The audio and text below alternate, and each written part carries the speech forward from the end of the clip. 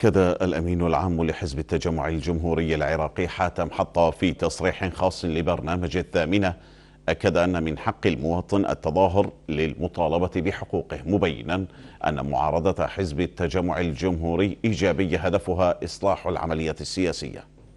المعارضة قد تأخذ شكل حكومي، أنه كانت تكون معارضة من داخل البرلمان وكتلة برلمانية ومع القضاء، وأيضا بالمقابل أنه مواطن عراقي من حقه أن يكون أيضا يبدي برأيه، وبحقه من حقه أيضا أن يعارض المنهج اللي ما يعجبه، يعارض الأخطاء، يعارض سوء الإدارة، يعارض إشكاليات الحكومة الكثيرة جدا، يعارض كل الأمور اللي وصل إليها البلد بالوقت الحاضر، واللي كان أول ضحية من ضحاياها هو المواطن العراقي، أنه يعني عملية انتهاك لحقوقه ولتفاصيل الكثيرة جدا.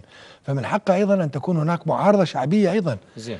أكو أحزاب سياسية موجودة ضمن السلطة الآن، ضمن العملية السياسية، هذه أيضا هي تلوح أو تتبنى أو تريد أن تتبنى منهج المعارضة. وأكو أحزاب سياسية ليست جزء من السلطة، يعني لا تمتلك وزراء ولا تمتلك نواب بالبرلمان، ولكنها من حقها أن تنحاز إلى جانب المعارضة الشعبية والتزام الخطة الشعبية. خلينا بحزب التجمع أستاذ نعم. حاتم أرجوك.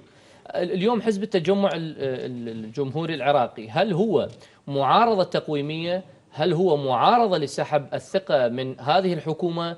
هل هو معارضة شعبية وسلبية لأداء حكومة غير راضين؟ لا أبدا، معارضة إيجابية 100%.